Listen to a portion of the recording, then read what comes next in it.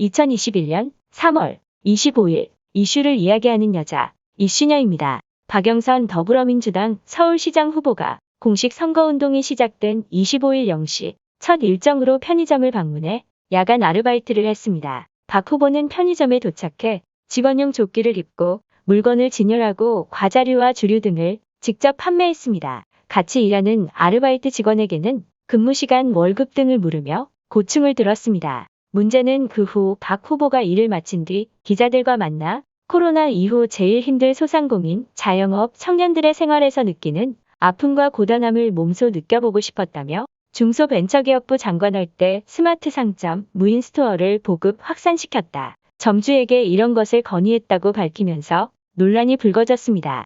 박영선 후보는 선거운동을 하던 도중에 편의점 야간 아르바이트 직원에게 여러 가지 건의를 들어놓고 정작 편의점 주인에게는 야간에 아르바이트를 쓰지 말고 무인기를 쓰라는 말이 되어버린 것입니다. 이에 대해 박 후보가 해명하길 무인 스토어를 하면 일자리가 없어진다고 생각하는데 오히려 자정부터 아침 7시까지 무인으로 가게가 돌아가면 낮에 알바생 시간을 줄이면서 밤에 올라가는 매출만큼 더 지불을 하면 된다며 그럼 점주도 좋고 알바생도 좋아진다. 알바생이 덜 피곤하니까 손님한테 더 친절하고라고 했습니다. 박 후보의 캠프는 이날 입장문을 내고 당시 발언은 서울시 차원에서 야간 무인 편의점 도입 지원 시 기존 야간 종업원과의 이익 공유를 규약화하는 방안을 언급한 것이라고 설명했습니다. 이어 일종의 프로토콜 경제로서 점주와 종업원의 규약을 통해 일자리 축소 없이 근로시간 단축에도 불구하고 동일 임금을 보장하는 형태라며 현재 최저시급에 해당하는 편의점 시급 인상 효과는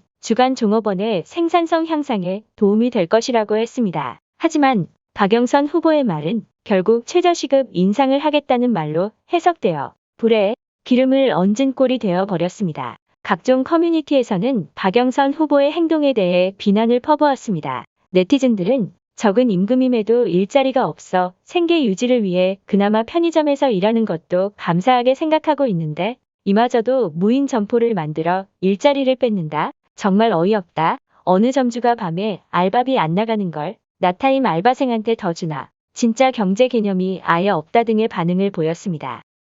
방역당국이 문재인 대통령의 아스트라제네카 백신 접종 시 소위 주사기 바꿔치기 주장글 8건을 수사 의뢰했습니다. 다만 댓글에 대한 수사 의뢰는 하지 않았다고 덧붙였습니다. 지난 23일 문 대통령 내외에 백신 접종 후 온라인 커뮤니티를 중심으로 백신 접종을 담당하는 간호사가 주사기로 백신을 뽑은 후 파티션 뒤로 다녀오는 사이 뚜껑이 닫힌 주사기를 들고 나온 것과 관련 주사기 바꿔치기 등 가짜 접종 주장글과 동영상이 확산되었습니다. 이에 대해 장수경 코로나19 예방접종대응추진단 홍보관리팀장은 25일 코로나19 중앙방역대책본부 정례브리핑에서 바꿔치기 논란 관련해서 게시글 4건과 영상 4건에 대해서 수사 의뢰를 했다며 수사 의뢰한 사유는 허위 사실을 적시하여 예방접종 업무를 방해한 혐의로 수사 의뢰를 했다고 설명했습니다. 그러면서 온라인 커뮤니티 등에서 백신을 바꿔치기 했다거나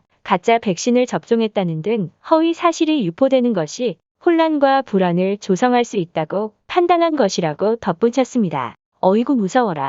아이고 무서워라.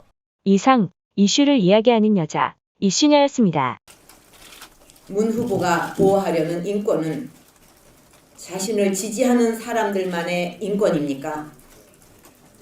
이런 세력이 정권을 잡으면 어떻게 되겠습니까? 대통령 비방하는 댓글 하나만 달아도 컴퓨터 내놓으라고 폭력정치, 공포정치를 하지 않겠습니까?